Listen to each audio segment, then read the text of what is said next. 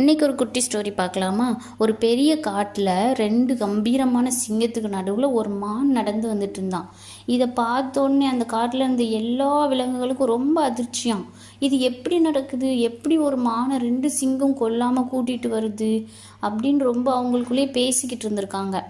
அப்போ மான்கிட்ட எல்லா விலங்குகளும் கேட்குதான், நீ எப்படி இந்த சிங்கத்திட்டேருந்து தப்பிச்சு வந்துட்டுருக்கன்னு சொல்லிட்டு. அப்போ மான் சொல்லிச்சான், இந்த சிங்கத்தோட அம்மா இறந்து போகும்போது நான் தான் இந்த சிங்கத்துக்கு பால் கொடுத்து என்னோட பிள்ளைகள் மாதிரி வளர்த்தேன்.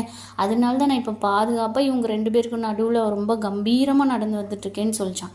இதெல்லாம் மரத்துலேருந்து ஒரு கிளி கவனித்து கேட்டுக்கிட்டே இருந்துதான். அப்போ இந்த கிளிக்கு ஒரு ஆசை, நம்மளும் யாருக்காவது ஹெல்ப் பண்ணலான்னு சொல்லிட்டு. உடனே இந்த கிளி கீழே பார்க்கும்போது ஒரு பாம்பு முள்ளால் குத்தி ரொம்ப ரத்தத்தோடு அவதிப்பட்டுட்டு இருந்துச்சான். அப்போ இந்த கிளி போய் அந்த பாம்பு ஹெல்ப் பண்ணியிருக்குது, அந்த முள்ளை எடுத்து விட்டுருக்குது.